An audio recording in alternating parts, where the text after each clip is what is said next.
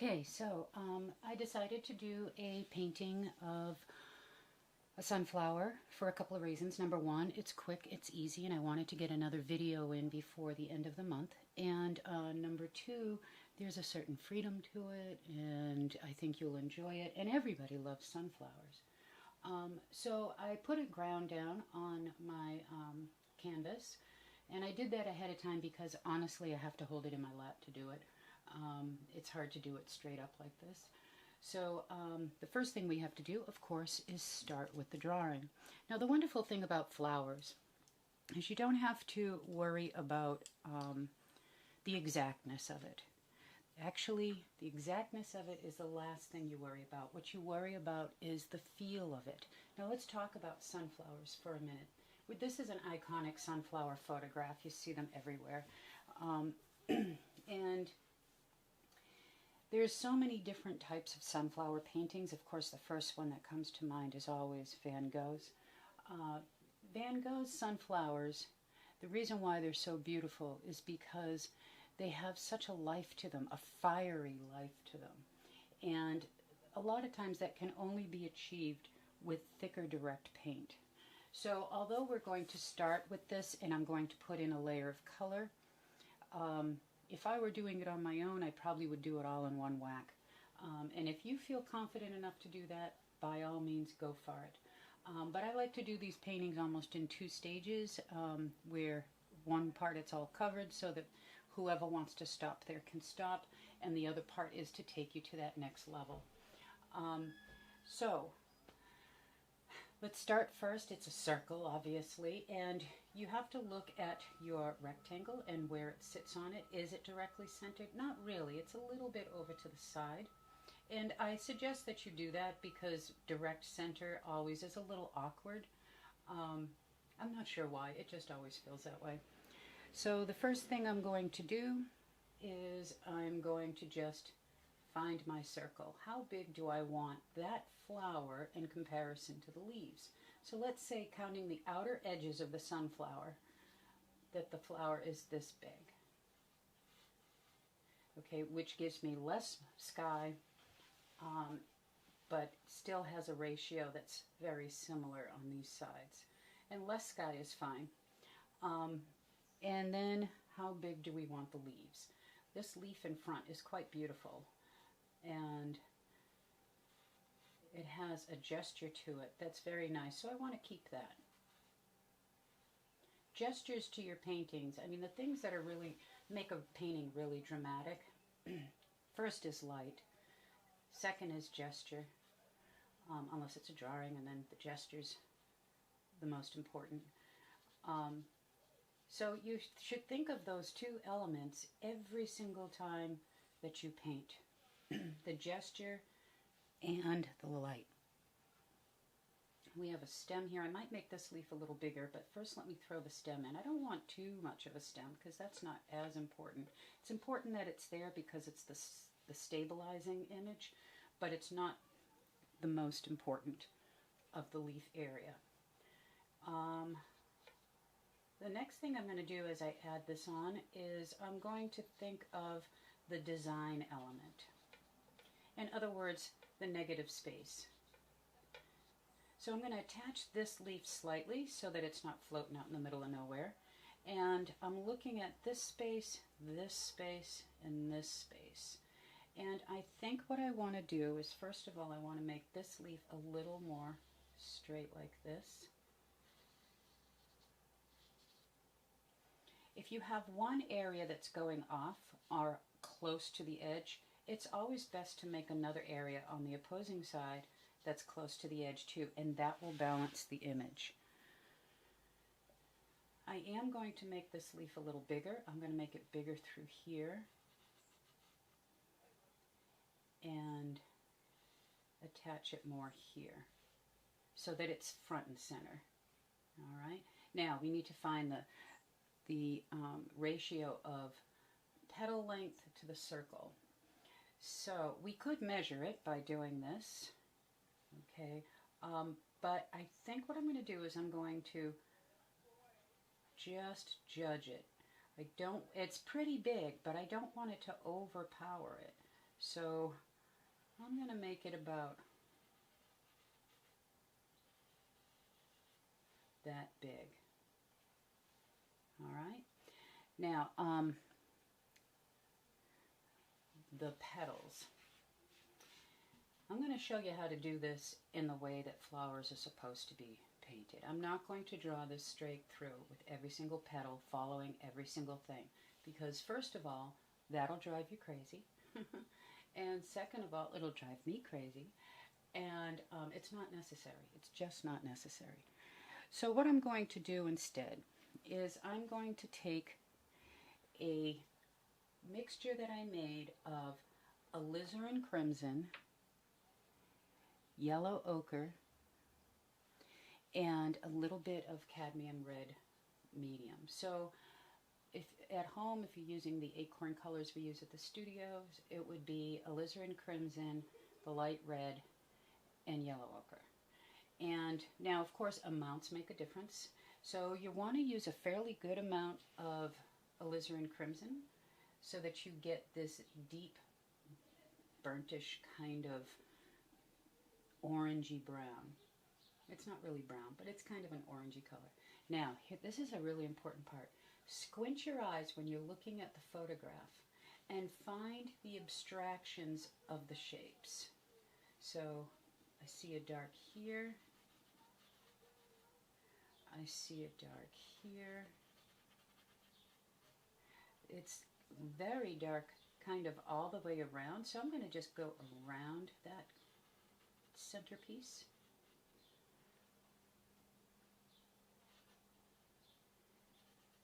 Then there's a few shooting up guys right there. And some here. Now, if you are daring, you can do this very direct and very thick. You don't have to do this in a wash. If you are feeling a little intimidated, do it in a wash and then do a second layer.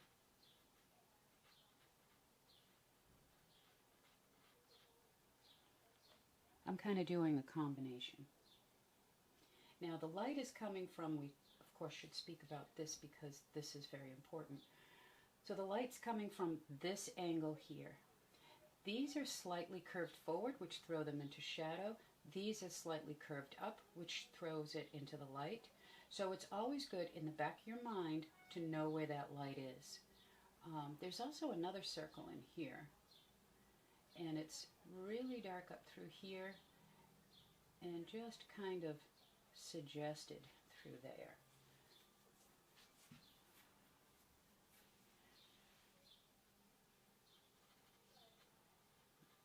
It's kind of a burst, isn't it? Doing it this way is being true to the gesture.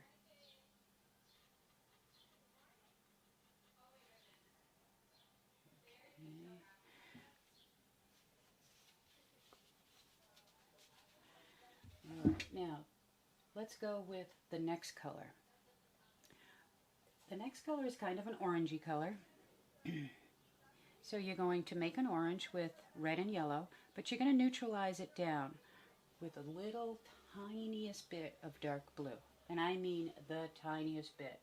Now, some of you have asked about a color theory project, and try as I might, it's hard for me to think of how I can do a color theory project online. And the reason why is because the color you're seeing of my painting is not the color it is in real life. So therefore, the color I would see of your painting, if you were to send it to me, would not be the color that you would see in real life. So it's hard for me to check it and see if you're correct, because the way that we do it is we take an 8x10 and we do 10 squares of rows of 4 rows, 10 squares, and then we do each primary, and then the last one is black to gray. And we make each one of these colors, like if the first one would be like, say, red, and then we neutralize it down till we get gray. Blue, neutralize it down till we get gray. Yellow, neutralize it down till we get gray. Black, bring it down to gray. And then ultimately, the last square are all very much the same kind of gray. Now, I do have a book that's coming out either next week or the week after that has that assignment in it. So I will let you know when the book comes out, and if you're interested, you can grab that and you can walk through it. And you can always certainly try it and send it to me, and we could try to do that, but it would be, sometimes it takes people a month to do that lesson. It would be too much to do it on a video. But certainly talk to me about it if you want to. I want to encourage you also to please, please, please text me your images. Email it to me, text it to me, whatever you want to do. You can email it through the Acorn email, or you can text me at 781-631-6030, and I always respond, and generally right away unless I'm in a doctor's appointment. And I have some people that do it all the time and they find it to be very helpful. And then I have other people that I've never even talked to before. I am kind of missing the interaction of one-on-one with my students. And so you texting me would actually be beneficial for me because it kind of gives me a little bit of that back. Okay, so I'm just kind of bringing this color up through because it's a little darker towards the edges, and I don't want it to be just this one dark color. You can put it even on top of it a little bit if you want, so that you see both colors. Now your sunflower is not going to look like my sunflower. Just get that straight, okay? Because we're doing this all through gesture. And just as if a handwriting is very different for everybody, so is the gesture in your painting. All right, and then down here, I see a little bit there.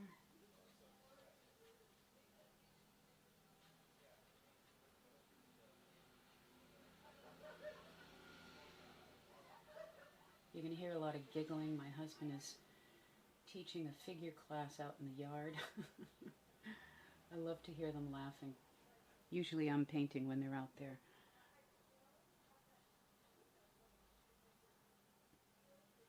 A little more over here in the darkness. I'm just going to pop that in there. A little more up there.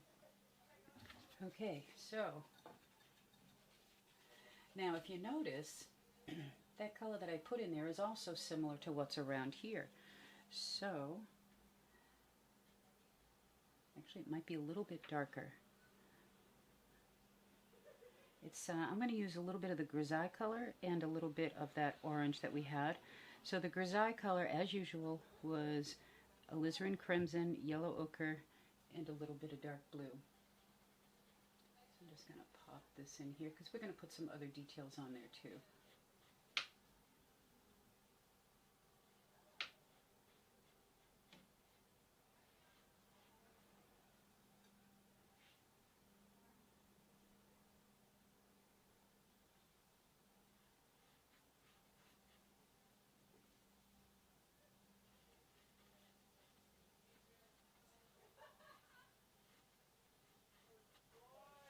And the center is kind of a neutralized green, isn't it? So you can neutralize a green by making a green with blue and yellow, adding a tiny bit of white. Or you could add an orange that has a little white, a little more yellow to it. I'm sorry, an orange has a little more red to it, similar to the grisaille color. It's a little too dark.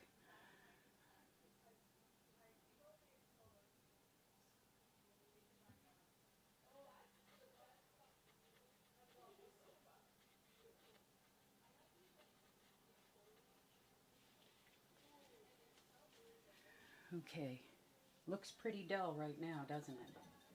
Now we're going to add the next value up, which is just a straight cadmium yellow medium. Let's fill in some of those. And it's okay to go over your darks that you have, or some of the other colors you have. Just when you go over them, don't rub them. Just make a stroke, because if you rub them, you're going to remove the color. If you make a stroke, you're going to add to the color. That's actually an important thing to remember. This one has one right on top on both of them, because that one's tucked in.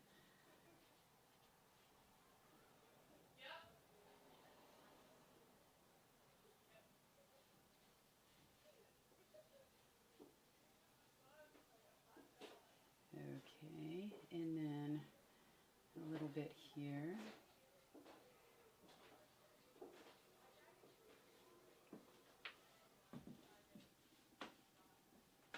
And then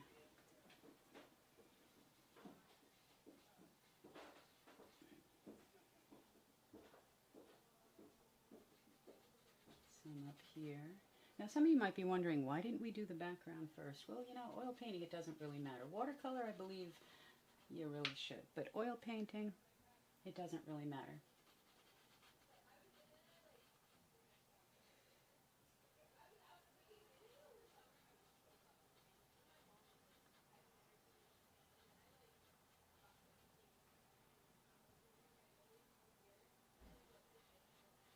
Notice how I'm not, oops, I went over that leaf. Notice how I'm not really filling in.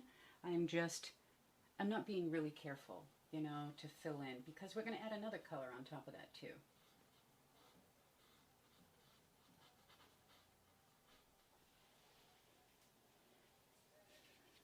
Okay, so I'm going to go to the next one, which is Cad Yellow Light.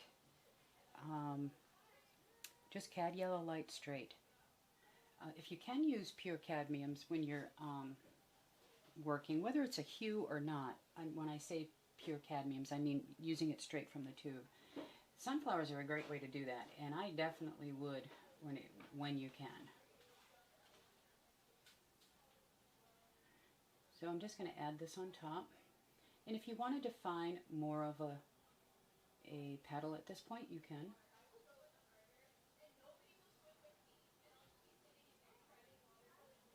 So some of the petals have a turn to them, a gesture. Follow those gestures.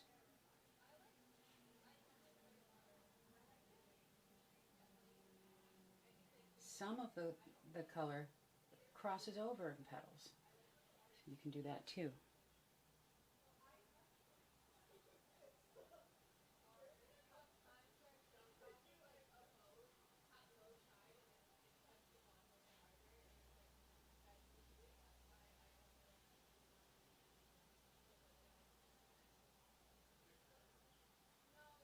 There we go. Starting to get that fiery look.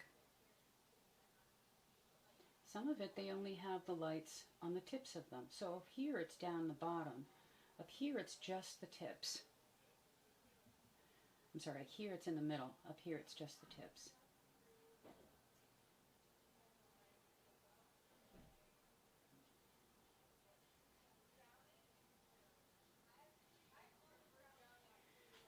And you know, channel Van Gogh a little bit on this. You know, he wasn't one that just went and followed exactly every single petal he saw.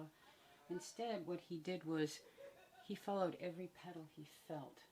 You know, maybe he analyzed that petal. Maybe he said to himself, well, this one is reaching for that one over there. Or these two are just kind of close together and cuddling a little bit.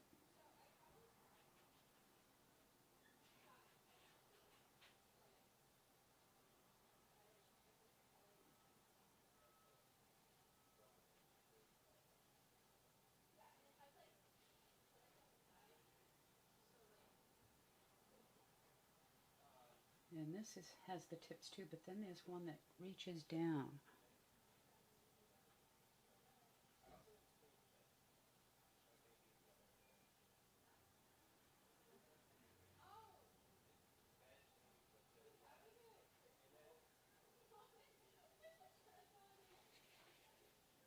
Okay.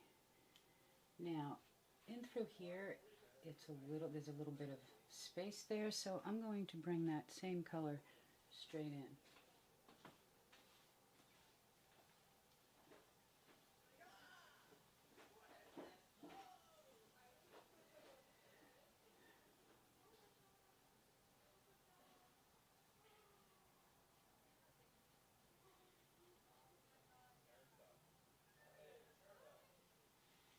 Okay, so that's nice and tucked in. Also, I think that I'd like to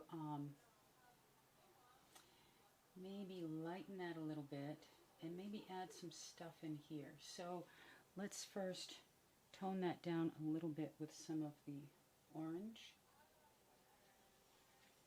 And let's make some defined notes.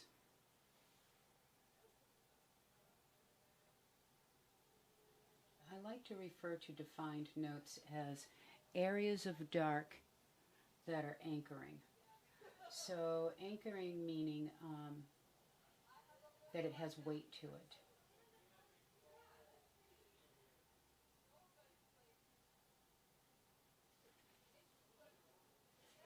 And there's a couple on the bottom too.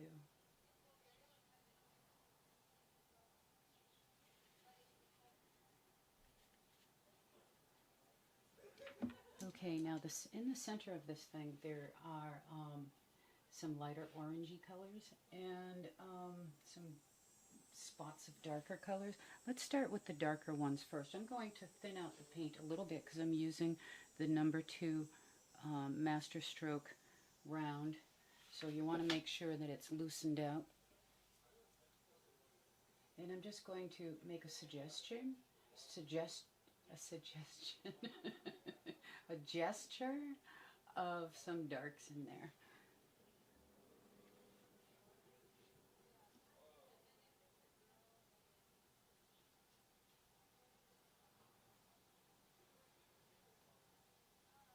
So those are basically the cast shadows deep down inside. Maybe they are a different color, but they're also, I need to make it feel like there's something deep in there. And along with making something feel that there's deep in there, you also have to make the top surface. So I'm going to use for that the CAD medium. And if you're using CAD light, you can always add just the tiniest bit of red to get a CAD medium.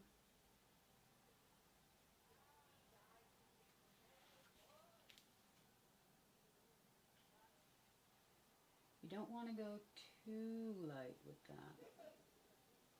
Actually, you know what I think I'm going to do? I think I'm going to use just a straight orange. Straight light orange. So make an orange with a little more yellow in it.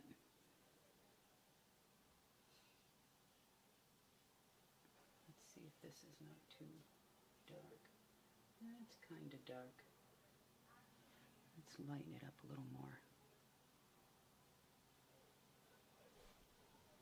You know, on your palette, if you're using a wooden palette like I do, you know, the palette area that you're mixing on is rather gray, and you can't really tell color relationships until you get them up onto the canvas. And if you find that that's the case with you, then by all means make adjustments, because we're doing this all individually at home, so I have no way of checking your color. So what could happen is your colors are different than my colors, you know, or your darknesses, your values. Value is another word for darkness. Value is also in reference to the 6 lights. And to go over those again, they're light side, dark side being where the light is coming from, dark side being the other side. On the light side you have highlight, on the dark side you have reflected light. The line that separates the dark side from the light side, it's the beginning of the shadow, it's called the shadow's edge. And cast shadow is your last one. Okay, I'm going to throw a little more color into there.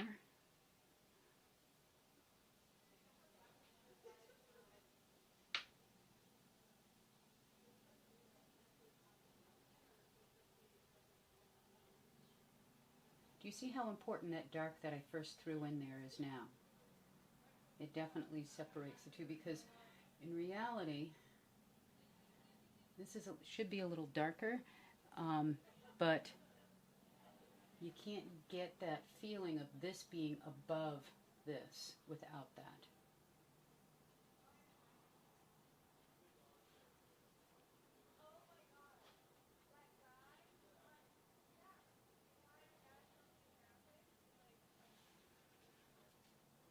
Okay, we're going to leave that for the moment. We're going to leave that for a moment. We're going to add more to it after, but let's throw in some of the background color.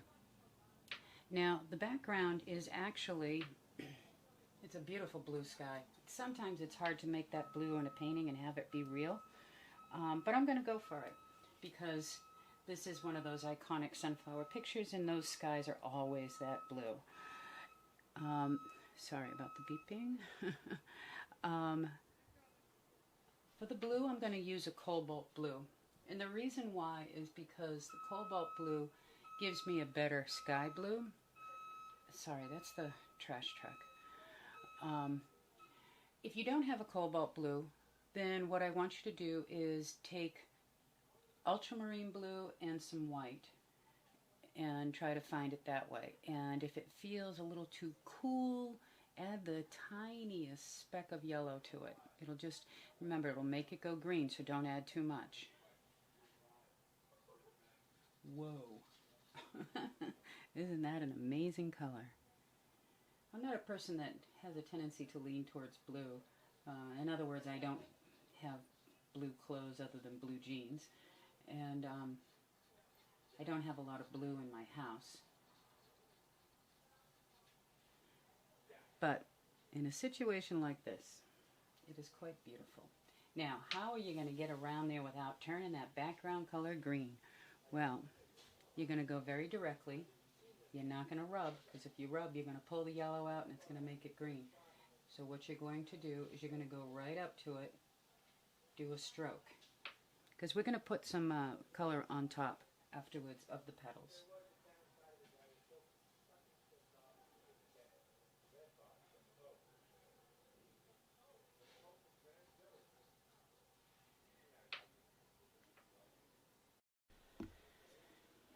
Okay, had to change my battery.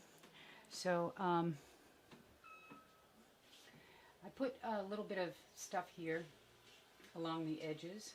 If you want to make the background a little easier, go up to your petals and pull it out. You can put some in the centers, just do it in one stroke. So there's one here. And you're going to pick up some of the yellow. When you do, make sure that you wipe it.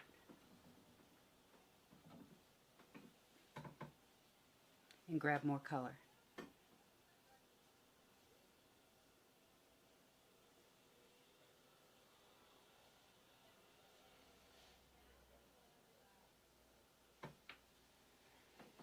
You should probably be wiping your brush a lot during this part. Even though you're using the same color, you're always going to be picking up some of the yellow.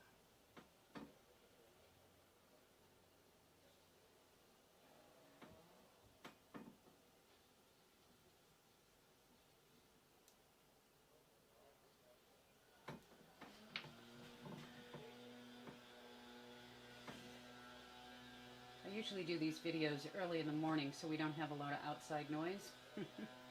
And today I decided, you know what, I had too much to do around the house, so I decided to do it late morning, and yeah, this noise is the result. I'm sorry.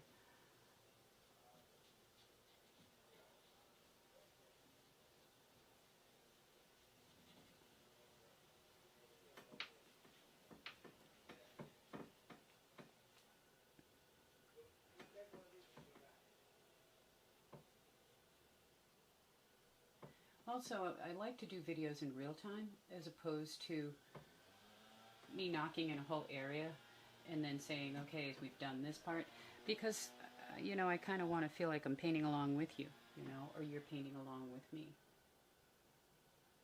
That's one of the differences between our videos and a lot of other videos, is that they do large areas and then tell you to do it, you know, where I like you to see me doing it.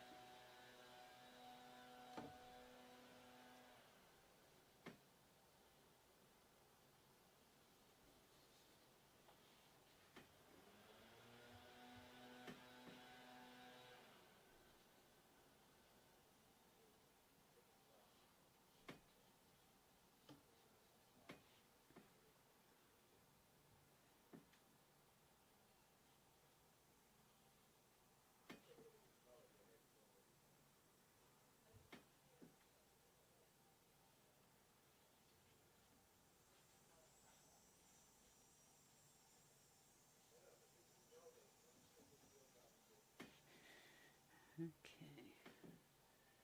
Now you can go to town.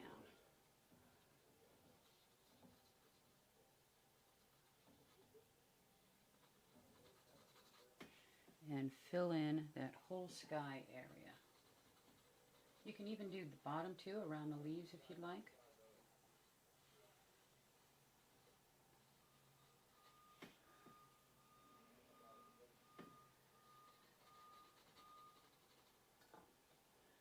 Make sure this isn't sliding off camera.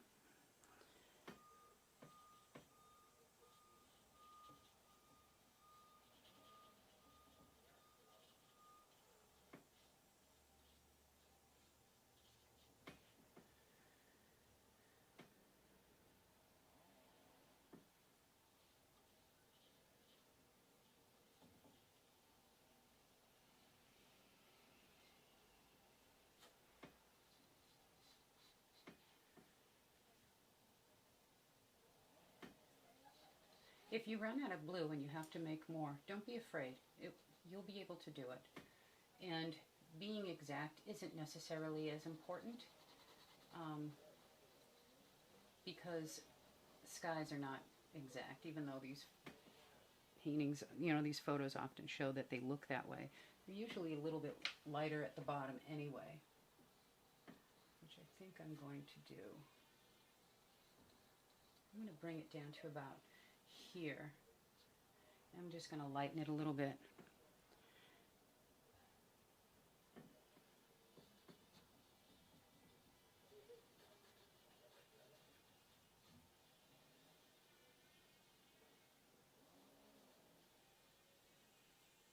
Usually I like to have my grisaille showing through a sky, but not in this case. In this case, I really want that blue to stand out.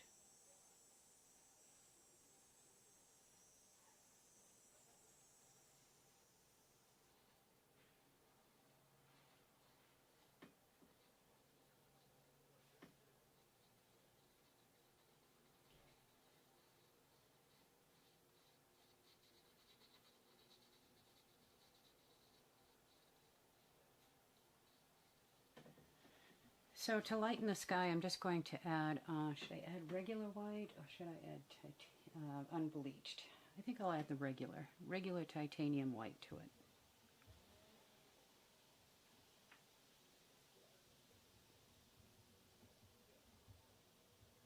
Let me see if this is enough. Yep, see, it doesn't take much. I don't even know if you can see that difference. Yeah, I guess you can. And I'm looking at the video as it's doing it, and it's always disappointing that the color is never exactly the color. It's kind of like when you take a photograph of a sunset, the color is never the color. Similar situation, but I guess we'll just have to deal with that. I try to take a photo afterwards at the end of it all, and I post it on Facebook, the Acorn Facebook page, as well as my own personal page, so that you can see the true color, because I can adjust it so that it is the true color, with the editing of the photo. If you want to friend me on Facebook to follow these a little bit more, you can friend me at Deborah Freeman Heiberger.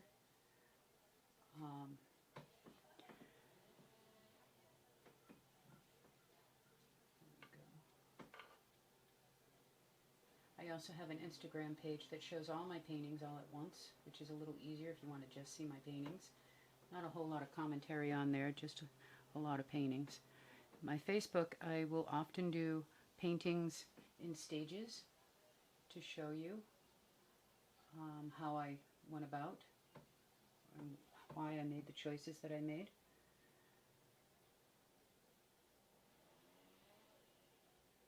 You don't really want a line there. You just want it to gradually feel like it's gotten lighter.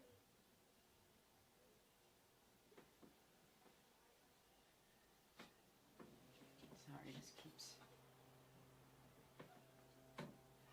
tilting.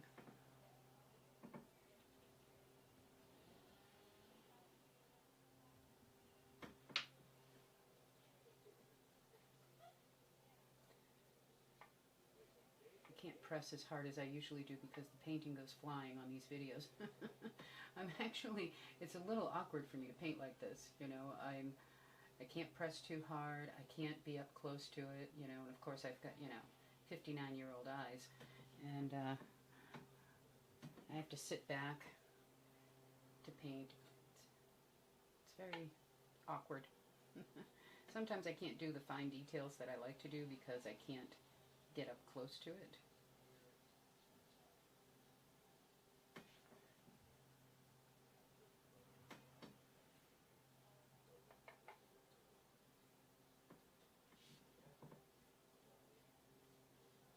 Jack has promised to, Jack is our figure teacher, so he teaches figure drawing, and he's a master at figure drawing.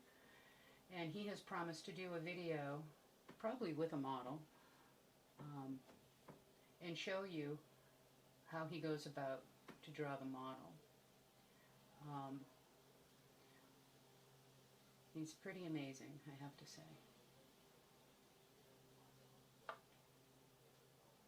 Since he edits these videos, hopefully this will hold his feet to the fire on it. Okay. Oh, I gotta get in here just a little bit with some of the darker one. So, let's see. There's a little bit here. And here. Wow, that made a huge difference, didn't it? Okay, so let's go on to the leaves and then we'll go back into the flower itself. So it's going to look a little cut out right now. That's okay. Don't worry about that yet. Let's go back. Let's go into these leaves. So like most things, I like to start with the darks first because the dark sets the tone, the dark anchors the object, and the dark, if you do them first, gets tucked in. So this leaf down here is very dark here.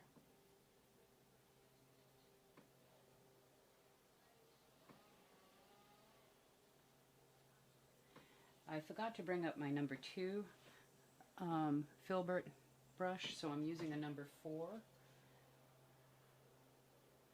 Seems to be okay.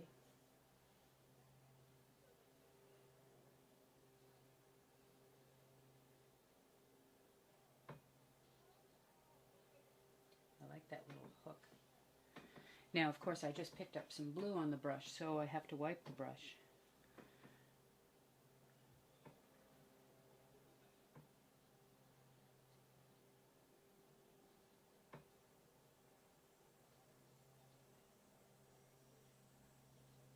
Now, following the form is something we use, is a term we use a lot at Acorn.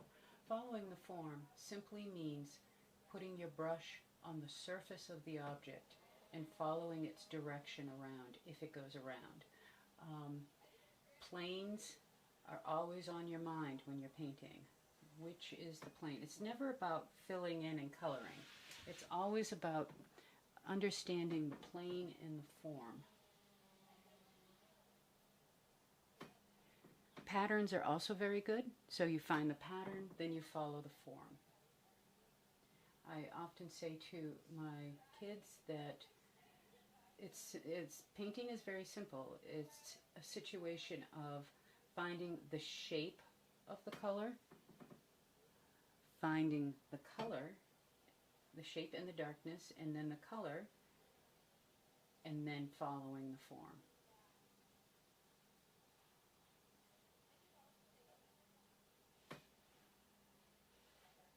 Colors always last because color is objective.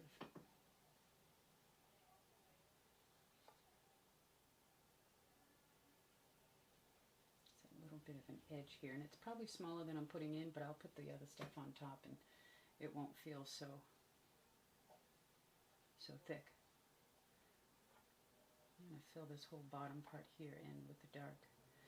Also, I should add that we are going to be adding reflected lights into these darks, so if they feel too dark to you at first, don't worry about it, because reflected lights will make them feel like it's light and not just a shadow.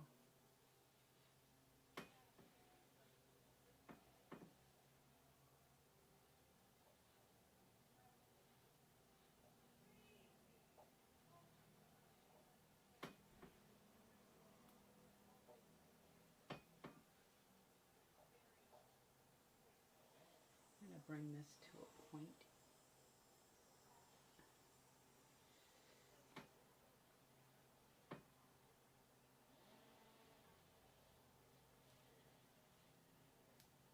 There's one at the top too. I'm going to go over that yellow that I screwed up.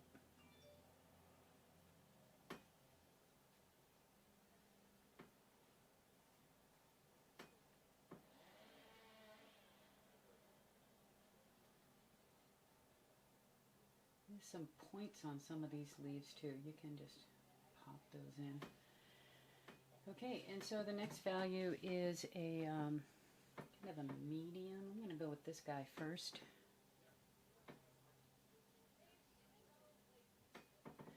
So this darker green was made with a little more ultramarine blue. So you make a green with ultramarine blue and yellow, add a little more ultramarine blue. And if you need to, a speck of burnt umber or a speck of red, and you'll get this dark color. This one was made by making a green and then adding a little more yellow and a little tiny bit of red.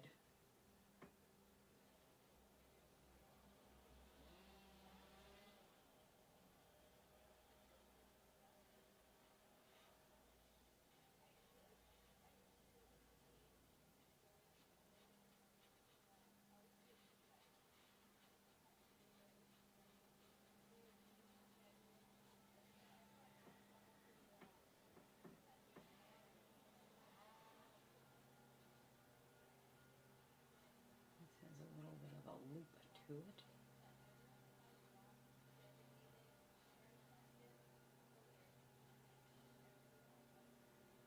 So this part is where it meets the stem.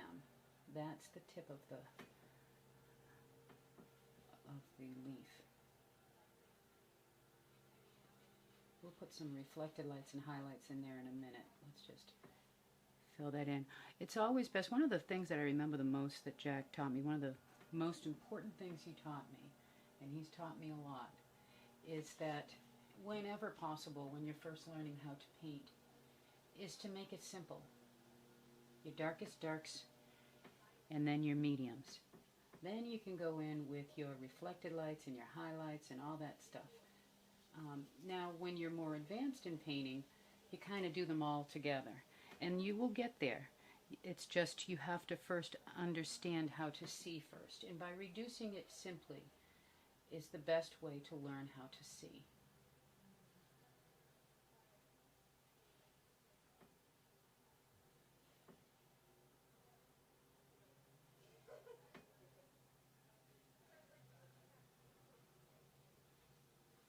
So this leaf comes around, so my strokes are going to do that. They're going to come around and feel like it's curved.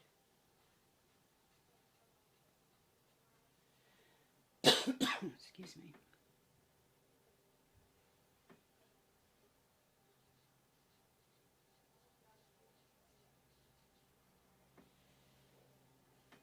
Okay, now let's go in here first with the reflected lights. And to do that, I'm going to take a green that has more yellow in it. And you could even use the cerulean blue for this. So yellow, cerulean blue, and I don't know if you need any white. I just kind of used the two. Now this is where the form is really going to make a difference. So there's a seam right here in the leaf. So there's going to be this whole thing happening over here that pushes it this way and in here and along here.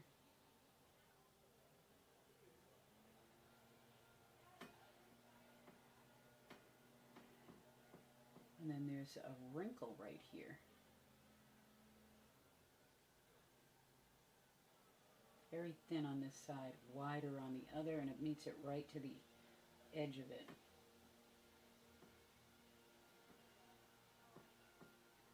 There's a few here.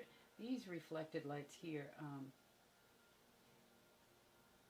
some of them are also the light going through the leaf, you know. Like here, this is a direct light on here. So this is actually, if you squint your eyes, this area is much lighter than that area. But I'm going to add more lights on this as well. But first, let me finish this up, and then I can judge this with this much better. So I'm going to take a really light one, which is a lot more yellow than blue, and maybe a little bit of white. And just throw that in there like that so that it feels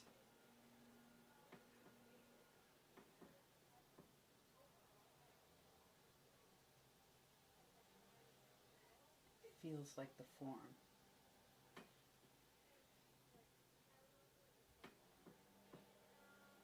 A little one down here. There's a big one down here.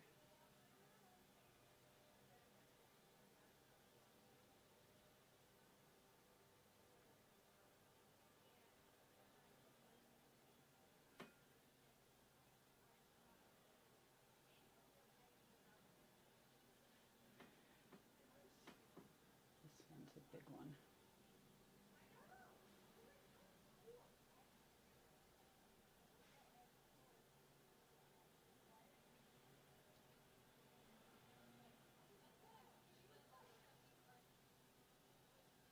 It's almost like frosting a cake. That's what I love about painting sunflowers. It feels very much like frosting a cake. Not that I eat cake anymore, but...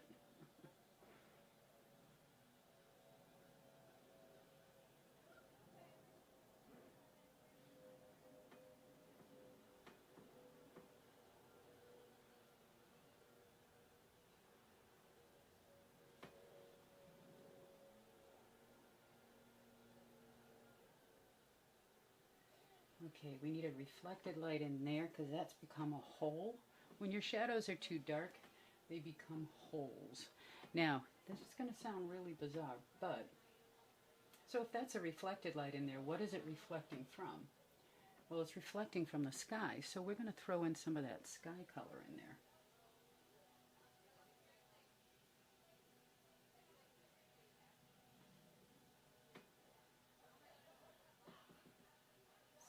Here. Now you don't want to obliterate the darks. You just want to add to them.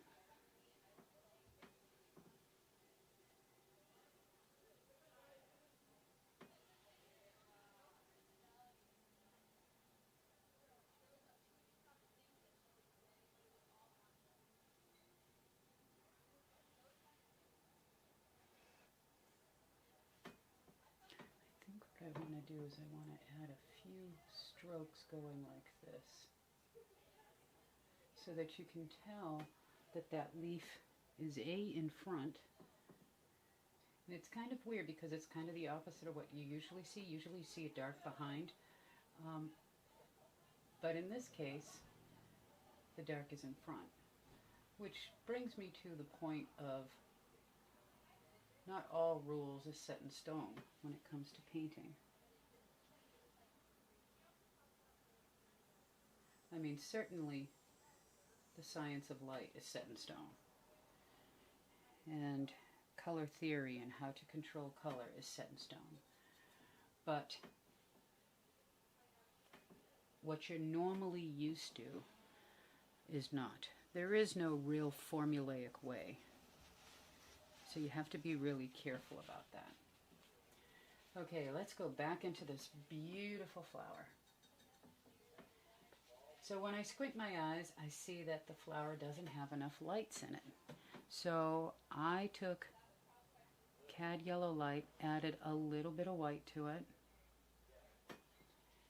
and I'm going to put them where I see them in a very thick manner.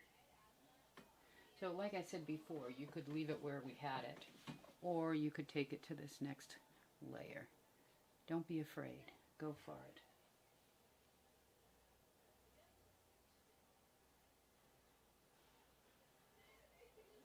Channel Van Gogh.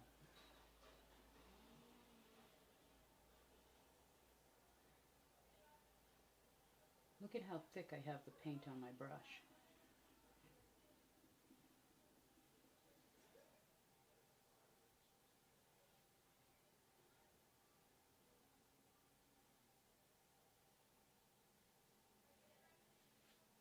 Don't be afraid to lose some lines.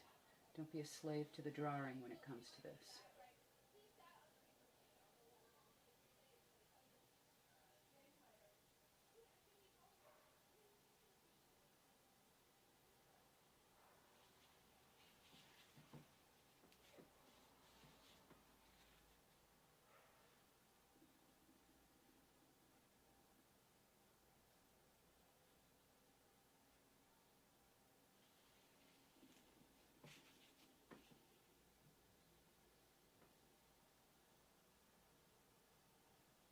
These kind of stay a little orange, but then there's one here.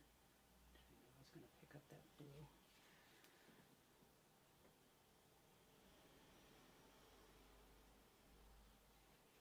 It's lighter. And then, of course, there are those tips.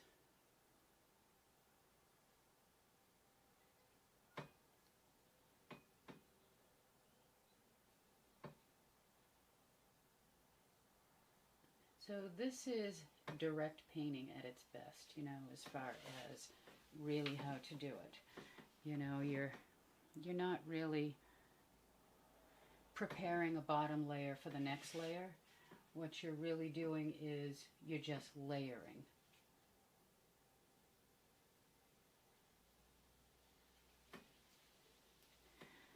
Now, if you want, you can take your paint, start from the inside and go out.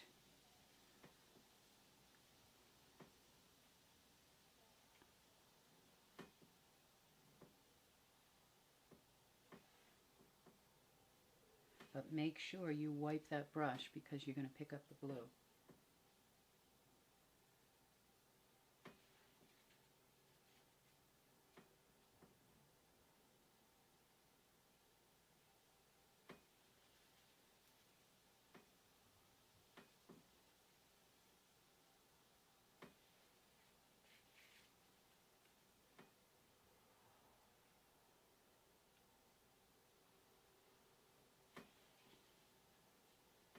Oh, there was a leaf up there. I didn't even see these two leaves that are up here.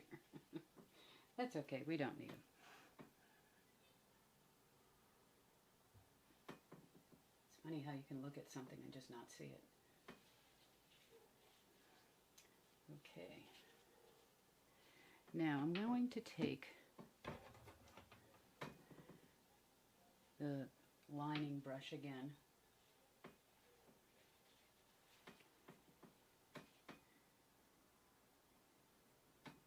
And I'm going to take a much darker version of this red that we used. And I'm just going to put in some more notes. And the way you can make the darker version is, you know this dark green you use down here? Take this red and put it in that dark green. And you'll get a reddish brown.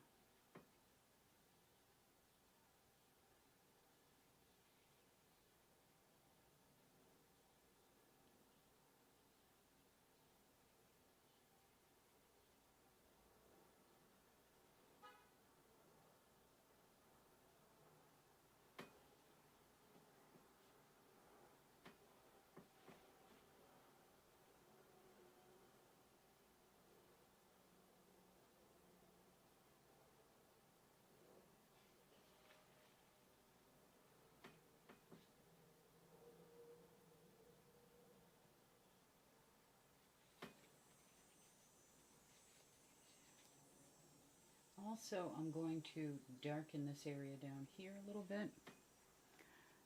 So I think what I'll do, let me see if this, yeah. So actually let's take that red and put it into some of our grisaille color. Throw that in down there. To tuck that in just a little bit. It's around here. That tucks that in, pulls that out.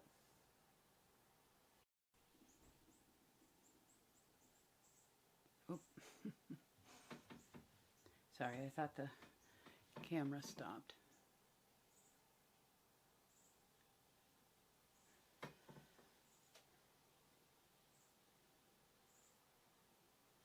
Okay. It's looking fierier and fierier as we go.